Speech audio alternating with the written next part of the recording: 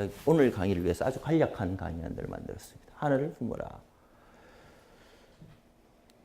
어떻게 고민을 해야 될까를, 어떻게 살아야 될까를 고민했습니다. 그랬더니 하늘 마음으로 살면 돼요. 뭔지는 이제 다음번에 조금 더 구체적으로 시간이 있을 때 말씀드리고, 요즘 기업에서 날린 게 인성교육이잖아요. 학교에서 날린 것도 인성교육입니다. 저는 써놓고 고민을 했는데 이게 되게 웃긴 얘기인데, 제가 책을 광고판을 잡을 때, 교보문고에서 할 때 광고판을 뭐라고 잡았냐면 인성교육, 윤리경영 이 책 한 권으로 끝이라고 썼습니다. 인성교육, 윤리경영 끝이 이게 올라가야 되는데, 예.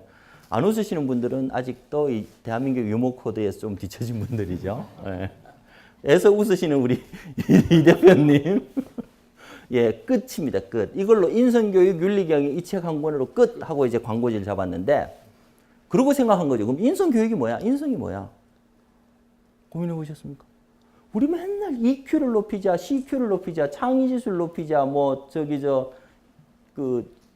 EQ를 뭐라고 번역하죠? 감성지수를 높이자. 난리인데, EQ가 뭐예요? 감성지수지. 감성지수는 뭐예요? EQ지. 책은 북이죠. 우리는 그냥 그 단어를 쓸 뿐이지 그 단어가 뭔지를 생각해 보질 않아요.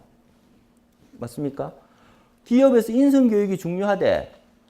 그저께도 이제 현대그룹의 그 인사팀장을 만났더니 하는 얘기가, 이번에 신입사원 몇천 명을 뽑았는데 아무것도 안 보고 하나만 봤습니다. 뭐 봤는데? 인성 봤대.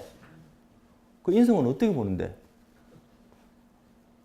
인성이 뭔데? 인성이 뭐예요? 거기에 대한 정의는 전혀 없이 그냥 인성이 중요하다는 거야. 그래서 이제 다시 제가 책을 참 잘 썼구나 생각을 했습니다. 저는 인성을 세 가지로 정리했습니다. 첫 번째는 신입사원을 생각을 해보죠. 예절이 좀 있었으면 좋겠어요. 예의. 그죠? 예의 범절이 바른 친구면 인성이 좋다고 생각합니다. 왜냐하면 관계 속에서 사는 방법을 아는 친구니까. 그래서 예절과 에티켓이라는 게 얼마나 중요한지를 아는 거죠. 그래서 예절에 대해서 절궤, 수택절궤인데요. 이 주역입니다. 주역의 수택절궤에서 이걸 뽑았는데, 제 책의 특징은 그냥 소설로 쭉 흘러가는데 이게 그냥 묻어 들어갑니다. 그래서 술자리 예절, 식사 예절, 전화 예절, 상갓집 예절까지 한번 봤습니다. 그래서 사람 사이에 산다는 거, 인간으로 산다는 것 속에서 우리는 왜 예절을 지켜야 되는가를 고민을 했어요. 그리고 예절의 모습은 뭐냐. 그래서 워크숍이 들러났습니다. 내가 조직회사에서 CEO를 만났을 때 지켜야 할 예절의 모습은, 딱 가는데 저쪽에 CEO가 나타났어. 그럼 이 친구는 어떻게 해야 돼요? 빨리 열린 문으로 들어간다요.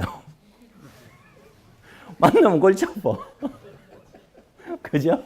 우리 대부분 이렇게 그 생활 속에 하고 있는데, 정말 예절 바른 인사의 모습을 저는 고민했을 거 아니에요. 고민했더니 답이 나오더라고. 정말 예의 바르게 인사하려면 딱 하나만 하면 됩니다. 어떤 상태에 있든지 두 발을 모은답니다. 생각해 보세요. 가다가 안녕하세요. 이거 두 발을 모으고 안녕하세요. 다르잖아. 두 발을 모은다. 이게 끝이야. 그럼 조금 더 예절 바르게, 얘는 좀 더 예절 바르다. 더 싸가지가 있다. 싸가지가 뭐예요? 이런 것도 고민해야 돼요. 싸가지가 뭘까? 왜 우리는 왜 싸가지가 있다 없다를 얘기할까? 그 싸가지가 아까 요거하고 똑같이, 원래는 이렇게 된 사람인 자처럼 싸가지는 어린 새싹을 싸가지라 그래요. 싹수가 노랗다 그럴 때 그 싸가지야. 근데 우리가 해석할 때는 싸가지로 싸가지. 네 가지가 있어야지. 인의 예지. 그러면 싸가지가 있다고 생각해요. 예절이 발래. 두 번째, 사람이 이렇게 하듯이, 그러면 어떻게 하면 더 예의 바른 친구가 될까? 심플합니다. 두 손을 모으면 됩니다.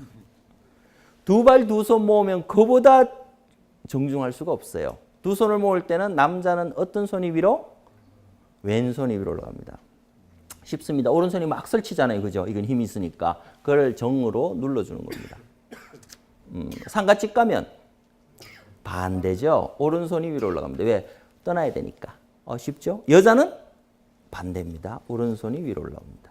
그러면 이제 아주 예의 바른 모습이 되죠. 이렇게 이제 예절이 있으면 되겠다. 될 것 같다는 생각을 했어요. 두 번째는 그럼 어떻게 되느냐? 두 번째는 지금 말이 좀 겸손하면 좋겠어요. 겸손하면 좋을 것 같아. 3살 때 겸손을 잃었죠, 우리는. 예. 겸손하면 좋겠어. 겸손이란 게 근데 사실 제가 이제 대학생들 강의가 요즘 되게 많아요. 기업에서 이제 인성교육 강의도 많은데 대학교 강의도 그거에 한 반 정도 들어오는 것 같아. 모레도 이제 그 대전에 가서 강의를 하는데 겸손이 어떤 거냐 그러면 왜 겸손해야 되죠? 아세요? 나오는 게 여기 나오는 남이장군 사당에서 남이장군과 퇴계 이황을 비교하는데 논어에는 맹지반의 고사가 나옵니다. 맹지반. 맹지반이라는 장군이 있었는데 장군은 가장 용감한 장군은 돌격 앞으로에서는 맨 앞에 가는 장군이에요. 그죠? 도망갈 때는 맨 뒤에 오는 장군이잖아. 맨 뒤에서 막 이러고 들어와서 성문 닫으면 제일 센 놈 아니에요? 그래가지고 맹지반이 막 싸우다가 어쩌다 자기가 맨 뒤에 문을 닫고 딱 돌아 꼴찌로 딱 들어왔어요. 성문이 닫혔어. 살아남았죠. 제일 용감하잖아. 이게 나에게 주어지는 게 이제 뭐예요? 이제 나에게 주어지는 거는 시기와 질투죠. 이해되십니까? 지금부터 나는 죽음만 기다리고 있는 거예요. 왜? 내 앞에 들어왔던 100명의 장수는 다 비겁자가 됐잖아. 내가 마지막에 들어왔으니까, 내가 가장 용감하게 들어왔으니까 앞에 있는 놈들은 다 비겁하게 먼저 도망간 놈이 된 거야. 그래서 문 닫히는 순간에 자기는 이야 내가 이렇게 공을 세웠다라고 생각하지만 일주일 뒤에는 죽죠. 그게 현실입니다. 살아남으려면 어떻게 돼요? 지산겸괴, 겸손인데 이때는 겸손하지 않으면 살아남을 수가 없는 거야. 맹지반은 어떻게 합니까? 들어오자마자 내려가지고 말을 있는 대로 팹니다. 막. 불쌍한 놈. 김유신이 말도 불쌍한데 얘도 진짜 불쌍해. 막 패더니 너 때문에 죽을 뻔했다. 근데 빨리 도망와야 돼. 네가 발이 느려가지고 말이지. 내가 죽을 뻔했잖아. 말을 막 소리 막 지르면서 위에서 다 쳐다보고 있잖아. 그러니까 위에서 볼 때는 뭐예요? 그래, 지가 좀 차 좀 좋은 거 타지. 람보르기니 타야지 말이야. 그 타가지고 늦네. 살아나는 거죠. 겸손은 사실은 미덕이 아니에요. 겸손은 생존입니다. 겸손은 미덕이 아니에요. 겸손은 생존입니다. 이게 남이장군과 퇴계 이황이 다른 점입니다.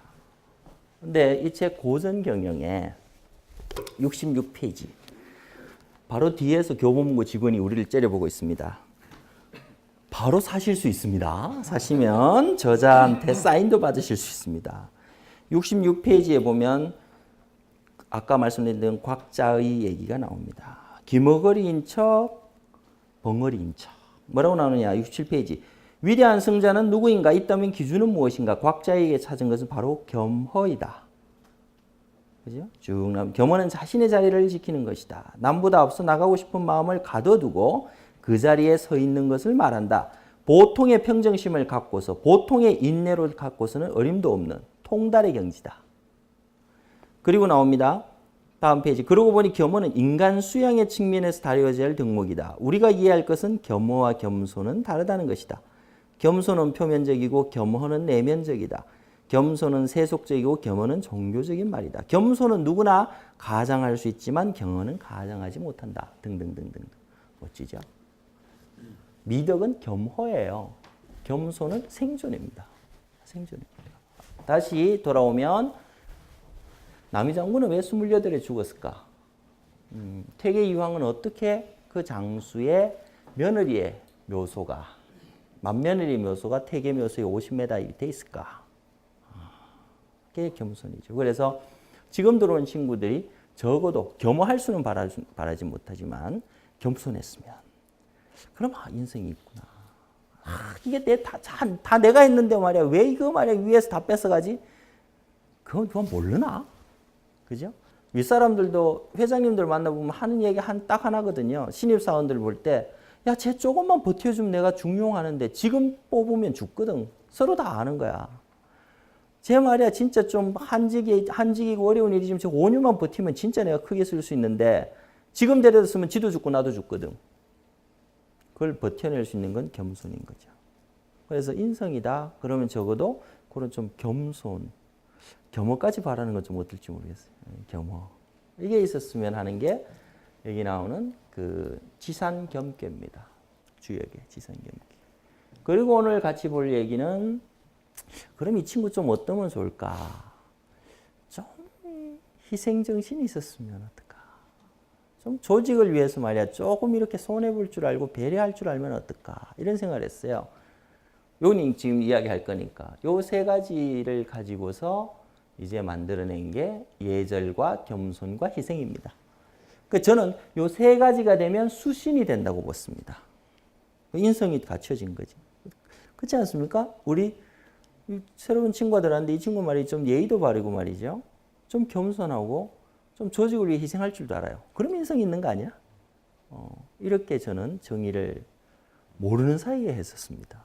그건 제가 한 게 아니고 사실은 주역의 세 가지 괴에서 뽑았습니다. 근데 말이지 거기다가 하나만 더 이야기를 해주고 싶어요. 요거 다음 2권이 나옵니다. 1권은 하늘을 품으라고요. 2권은 다른 걸 품어야 되겠죠. 2권이 나오는데 to be continued 나오는데 4권까지 있습니다. 이 홍길동이 지금 이제 그 베트남으로 떠나잖아요. 그러다 2권에 딱 돌아오면서 여자친구를 데리고 온 거야. 그래서 얘랑 결혼해야 되겠대. 그래서 네가 결혼을 알아? 하고 결혼에 대해서 이야기를 해줘요. 그리고 이제 둘이 싸웠어. 그 결혼한 다음에 안 싸우고 잘 사는 법에 대해서 이야기해 줍니다. 그리고 세 번째는 같이 살아가는 거. 같이 살아가는 거. 동인궤. 우리 변호사님 계신, 지검장님 계신 데가 법무부인 동인입니다. 동인궤의 그 동인.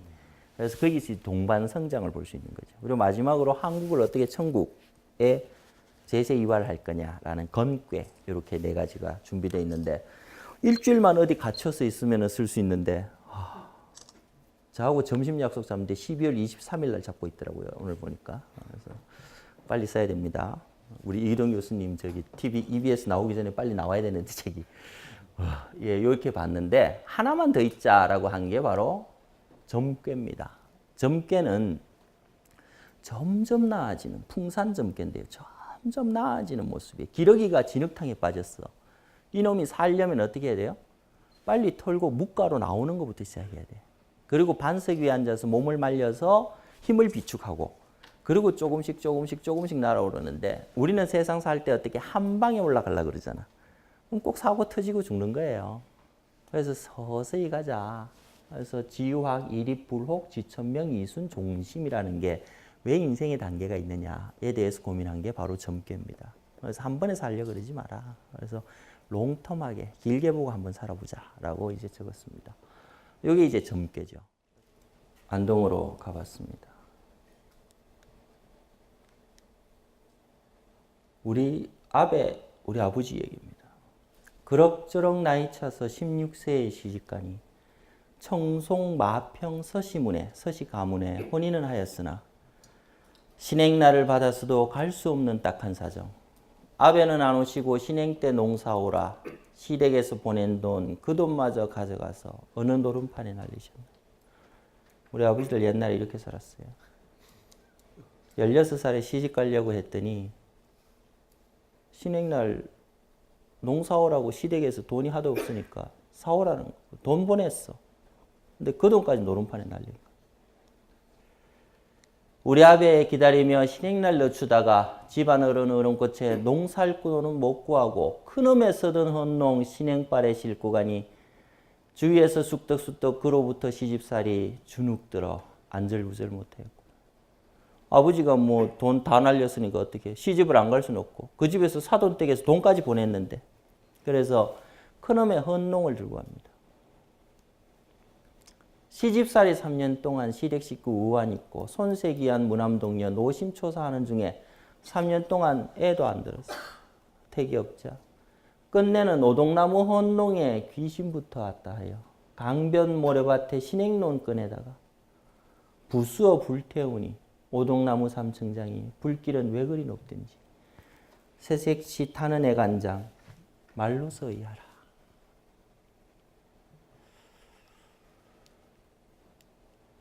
아버지란 분이 노름에서 다 날린 이러고 살았다.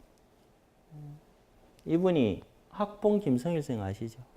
그 영남의 대유학 학봉 김성일의 장손 김용환 이 바로 이 아버지입니다. 파랗고 말이 돼요 이 양반 집. 안동으로 들었으니 밖에 여기입니다. 금계리 들어가죠. 이건 뭐 학봉 선생에 대한 건데 집이에요. 집 멋있잖아. 이 집까지 다 팔아먹었어요. 다 팔아먹었어. 260억을 날렸대. 요즘 노름판에. 있는 대로 그냥 오죽했으면 딸 신행 시집 가야 되는데 그거를 사돈집에서 보니까 얘가 오라 그러는데 안 오니까 왜 안 오냐 뒤로 수소문을 해보니까 얘가 이제 장농 사올 돈이 없는 거라. 그러니까 그 돈을 뒤로 붙였어요. 마평서시문 제가 써가잖아요. 양반들이거든. 돈 붙여. 그것까지 노름판에 저녁에 날리니까 어떻게 그 다음날 아직은 오동나무 큰 엄매 쓰던 거죠. 학봉 김성일 선생님 참 대단한 분이죠. 이런 분의 이 집안의 이 운장가 학봉 선생님 안경입니다. 철퇴, 선비도 이런 것들이 이제 여기 운장가에 있는데 이거 하시던 분이 이거 하시던 이 집안에서 말이야 김홍락 서산 김홍락 선생의 아들인 김용환이 말이지 13대 손인데 이 짓 하고 있는 거야. 세상에 집 다 팔아먹고 근데 가서 들어보니까 종갓집에서 몇 번을 집을 사줬대. 뭐라 그러죠? 그 집안에서.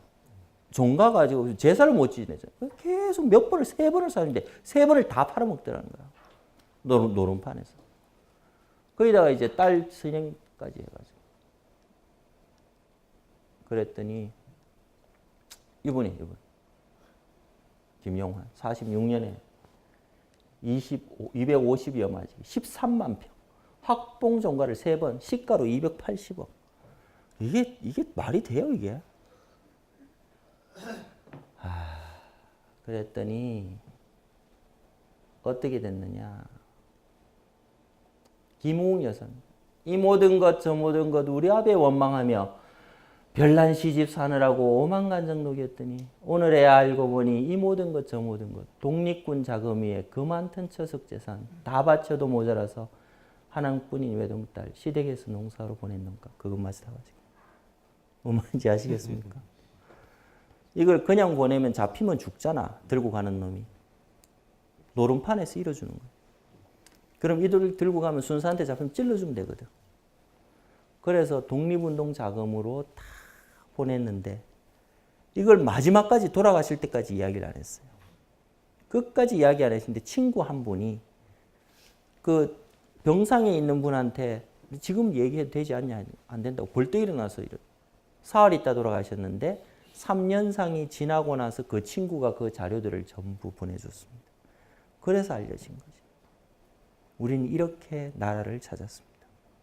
그 외동딸 한 보세요.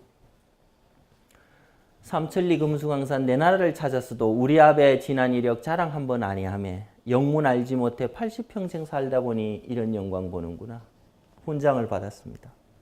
그러면 그렇지 우리 집이 어떤 집인데 선조 학봉 할배의 의병제당 서산 할배 외놈이면 원수인데 외놈에게 나라 뺏겨 우리나라 되찾는데 천석인들 아까우랴 만석인들 아까우랴 높은 뜻 알고 나면 어느 누가 원망하랴 자랑스러운 우리 아베 학봉 종손 참봉 나으리. 이게 학봉 김성일 종손 얘기입니다. 예. 그죠? 파란만장한 행정을 가슴에 뭉고 세상을 떠났습니다. 항일 독립운동이 세속의 영예와 오욕이라는 평가 잣대로는 잴 수 없는 경지에 간 것 아닌가. 학봉 종택 이렇게 요즘 복원해서 멋집니다. 자목련이 정말 아름다울 때 제가 가서 이분하고 사진도 찍는 영광을. 지금 현 종손입니다. 이분이 저 삼보컴퓨터 사장 하셨던 분. 지금 이제 종손으로 종택을 지키고 있습니다. 가서 제 이름 이야기하면 잘해줄 거니까 가보세요. 역사의 현장으로 한번. 우리 이렇게 나라 찾았습니다. 그 한이 맺힌, 그 한 맺힌 그 딸의 그 한이 무슨 소용이 있겠어요? 나라가 없습니다. 그래서 종가를 3번을 팔며 찾은 나라입니다. 이게 아까 그 자랑스러운 대한민국이죠. 박괴인데요. 딱 봐도 다르죠? 다 비실비실한데 한 놈만 쎄. 근데 한 놈이 맨 위에 있잖아요. 이거 가는 거거든. 여기는 시작하는 거, 여기는 끝이에요. 가을이 돼서 모든 가지와 잎은 다 떨어지고 하나만 남죠. 이게 뭡니까? 열매죠. 요걸 우리는 석과불식이라고 이야기합니다. 석과불식. 큰 과일. 하나의 과일을 살려서 내년을 기약하는 거죠. 이해되십니까? 하나를 살려서 내년을 기약할 수밖에 없는. 나머지는 다 희생하는데 희생하면 슬픈가요? 아니지. 그 조국 하나 찾는데 나머지 희생이 뭐가 될 수 있어요? 그 석과에. 요걸 산이라 그러고 요걸 지라 그럽니다. 그래서 산지박괴라고 부릅니다. 박이라 분리 유황하리라. 그래서 여기 나오네요. 다 떨어지도 큰 과일 하나. 우리 욕심, 작은 욕심이 무슨 소용이 있겠어요, 그죠? 회사가 살아야지, 나라가 살아야지 라는 모습입니다. 그래서 우리는 이게 그 경상도에서는 부모를 껍데기라고 부릅니다. 껍데기. 너희 껍데기 어디 갔노? 이렇게도 묻고 하는데 그게 뭐냐면 알맹이, 자식들 성장을 위해서 그 부모들이 얼마나 희생합니까, 그죠? 그 하나가 우리 석가불식의 산지밖에죠. 이렇게 찾은 나라를 다시 이렇게 세울 수 있었던 거는 아까 보셨던 영상에서 봤죠. 광부. 물론 광부가 세웠다고 할 수도 있고 아닐 수도 있지만 사실은 이 마음들이 모인 거라고 저는 생각합니다. 그래서 논에 묻죠. 자공이 문정한데 정치란 무엇입니까? 자활 족식 족병 민신 지의니라. 족식하고 족병하고 민신이다. 이 중에서 뭐가 제일 중요합니까? 먼저 버려야 될 거는 족식, 족병, 민신 할 때 제일 먼저 먹는 거 버려도 된다. 국방 무너지면 죽는다.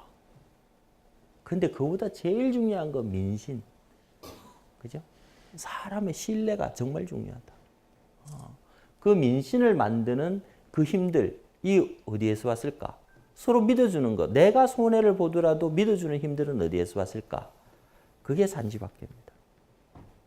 내 희생이 아니라고 생각하는 거죠. 그죠? 그래서 60년대에 우리의 모습들에서 바뀌어 나가는 모습들 아시죠? 글리가프. 야, 살아서 보자 이 뜻이래. 행운을 빈다. 살아서 보자. 이 외치면서 광부들, 간호사들 10,000명이 가서 이분들이 송금한 금액, 이때 이게 엄청나게 큰 금액입니다. 우리가 이게 그 사실은 사회에 다시 갚아야 돼요. 국제사회에. 박정희 대통령이 64년에 가셨죠. 울음바다밖에 없죠. 정광모 회장님이 굉장히 전 친한데 돌아가셨죠. 자꾸 하셨는데 이때 같이 가셨어요. 와, 그때 이야기 듣는데도 얼마나 눈물이 나는지. 그분은 바로 옆에 있었으니까 그 뒷이야기들을 이렇게. 후손을 위해 반드시 번영의 터전을 닦읍시다. 파견 인원들이 이제 많은 희생을 거치면서 월급을 보내고 이 차관으로 우리나라가 이렇습니다. 유교적 충효 사상. 너무도 가난한 상황이었기 때문에 그 호철아 오영호 사장 이번 달까지 사장님이세요. 국가와 가족을 위해 몸을 바치는 것이 마땅한 도리로 여겼고 내가 힘들더라도 우리 부모님을 잘 되시게 하고 싶고 내 자식들을 잘 키우고 싶다. 그 의미 아니었느냐. 이렇게 우리는 경제를 키웠습니다. 그죠? 그래서 파독광부, 간호사, 간호조무사 여러분들이 조국 근대의 초석. 이렇게 우리는 우리 경제를 만들었죠. 이 희생 속에 우리는 일어선 겁니다. 조국을 찾았고 경제를 일으켰죠. 그리고 지켜나가는 거죠. 이게 희생이죠. 그러면 이제 정말 우리가 나라를 살리고 경제를 살리기 위해 진짜 목숨 바치고 재산 다 바쳐야 되나요? 그건 좀 유사 종교 같잖아. 뭐 어떻게 해야 될 것인가 라 그럴 때 세상에 재산과 목숨을 바치지 않아도 베풀 수 있는 게 너무너무 많은 거예요. 우리 그걸 다 놓치고 사는 겁니다. 우리가 군대를 간다는 것도 사실은 그 엄청난 희생이죠. 하지만 갔다 오신 분들은 굉장히 뿌듯하잖아요. 왜? 내가 뭔가를 큰 조직을 위해, 큰 국가를 위해서 우리 공동체를 위해서 뭔가를 했다는 자부심이 느껴지는 거예요. 그게 이제 사실은 희생의 힘이거든요. 희생한다고 해서 자기가 희생되는 게 아니라고. 자신이 얻는 게 반드시 있어요. 그러면 재산을 줘야 되고 목숨을 바쳐야 돼요. 그렇지 않다. 우리가 항상 주변에서 희생과 배려할 수 있는 재산이 없어도 할 수 있는 7가지 재산이 없어. 7가지를 베풀 시자입니다. 무죄칠시. 어떤 게 있을까? 네 번째, 심장까지 내려오면 항상 마음으로 베풀려고 하는, 베풀려는 마음을 가진 심씨. 항상 봐야죠. 따뜻하게. 사람들 항상 뭘 도와줄까. 늘 포용하려는 자세. 나쁜 놈 포용하면 안 되지만 항상 누군가는 포용하려는 자세. 같이 살려는 자세를 가지는 것. 그리고 찰시라 그러는데요. 우리 어떻게 내가 뭘 도와줄 수 있을까? 저는 물어봅니다. 제가 혹시 뭐 도와드릴 거 없을까요? 생기면 이야기할게요. 그래. 그분 나하고 되게 친해진 거예요. 그죠? 내가 니한테 도움을 왜 받냐? 그러면 끊어지는 거지. 하지만 그렇게 이야기해서 그렇게 반응하신 분도 본 적이 없습니다. 저는 항상 도와주고 싶어요. 그래서 항상 묻습니다. 대놓고. 제가 혹시 도움될 만한 일이 뭐 있습니까? 꼭 대답했다고 해서 제가 그렇게 도와주는 건 아니에요. 하지만 늘 생각하는 찰시. 헤아려 주는 거. 그죠? 상자시. 좋은 자리 있으면. 그죠? 버스 전철에서 이렇게 얼마나 베풀 수 있어 항상. 근데 우리는 그거조차도 이렇게 합니다. 나도 오늘 오면서 타고 왔네. 상자시. 이런 것들에 7가지의 베품이 있는데 우리는 너무도 야박하게 세상을 살고 있는 게 아닌가. 왜? 손해보는 것 같아서. 근데 손해 좀 봐도 괜찮지 않을까? 왜냐하면 인생이 오늘 끝나는 게 아닌데. 다 돌아오죠. 어디서 기억해요? 법이 기억해? 하늘이 기억하지, 하늘이. 그래서 예전에 읽은 책 중에 하나, 우주원행이라는 책이 있어요. 자기가 선행을 하면 우주에 항상 이게 저금이 된대. 더 재밌는 게 주역에 나오는 말이 너무 잘 아시는 단어 있죠. 적선지가 필요여경이라. 선을 쌓는 집, 선행을 하는 집에는 보면 반드시 뭐가 있다? 필요여경, 여분의 경사. 늘 좋은 일이 이렇게 주변에서 있는 거지. 근데 땡비같이 말이야 베풀지도 않고 맨날 자기 것만 챙기는 사람들을 보면 주변이 항상 그렇게 각박해. 자기가 만든다는 거죠. 아까 우리 저자님께서 말씀하셨던 의지, 자유의지. 6개의 그 평행 우주가 있다는 거 아니에요. 그죠? 내가 선택하는 우주로 이렇게 넘어가는 거야. 시프트 되는 거야. 내가 지금 하고 있는 행동들, 내가 하고 있는 생각들에서 내 미래가 결정되는 거죠. 그렇게 본다면 지금 우리가 해야 될 거는 조금 손해보는 거. 조금 손해보는 거. 그게 바로 이제 마지막에 박괴죠. 박괴. 그래서 제가 봤던 3가지는 인성은 뭘까를 고민했을 때 첫 번째는 우리가 생각하는 예절, 두 번째는 겸손, 그리고 가장 중요한 건 저는 희생과 배려라고 생각합니다. 내가 말이지 조금 손해보고 큰 조직을 위해서 뭔가를 할 수 있을 때 정말 제대로 된 삶을 살고 있는 게 아닌가. 아까 슬라이드 보셨습니다만은 참 감동적이지 않습니까? 그게 또 외국에서 만들어서 이렇게 영어 자막까지 넣어서 이렇게 보고 있는데 보면 이런 말이 나오잖아요. 우리 후손들에게 어떤 나라를 물려주고 싶다. 저는 이렇게 생각합니다. 내가요 정말로 회사를 잘 경영했으면 내가 들어올 때 회사보다 나갈 때 회사가 더 나오면 내가 회사에 경영 잘한 거죠. 그죠? 내가 태어난 부모님 자리보다 내가 우리 자식한테 좀 더 나은 자리 물려주면 내가 잘 산 거예요. 근데 내가 태어날 때의 조국보다 더 나은 조국을 후손한테 물려줄 수 있으면 나는 충성한 거라고 생각합니다. 그래서 눈앞이 아니고 길게 볼 수 있는 거.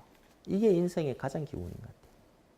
인생의 기본은 앞에 단기간의 사고가 아니고 길게 볼 수 있는 것. 그리고 결국은 사람과 같이 잘 지내는 것도 시간 속에서 결정된다는 것. 그게 제일 중요한 인성 교육의 기본이 아닐까라고 생각을 하고요. 이런 측면에서 정말 이런 나라를 물려주신 선조들, 특히 재산 다 파신 우리 학봉종손 김용환 선생한테도 감사하고 또 이런 모를 우리 광부 간호사들한테도 감사하고 베트남전에 가셔서 피 흘리신 분들도 정말 감사하고 우리가 이제 그 다음 세대가 해야 될 거는 뭘까? 이런 걸 한번 고민을 하게 되는 거죠. 이게 그런데 마지막 결론 한마디만 말씀드리면 피터 드러크가 딱 100살을 살았어요. 100살. 피터 드러크가 이야기합니다. 내가 말이야 있는 동안에 발견한 목격한 가장 큰 인간이 만든 위대한 업적은 달 날아간 거, 2차 세계대전 끝낸 거, 원자 폭탄 만든 거, 원자 발견한 거 아니더라는 거예요. 자기가 자기가 목격한 인간이 만들어낸 가장 위대한 업적은 20세기의 가장 위대한 업적은 대한민국의 경제 성장이랍니다. 그건 있을 수가 없는 기적이라는 단어로도 설명해낼 수 없는 거죠. 80불이면 하루에 200원 가지고 5인 가족이 먹고 사는 거잖아요. 그죠? 그러던 나라가 지금 이렇게 바뀐 거예요. 어떻게 기적이 아닙니까?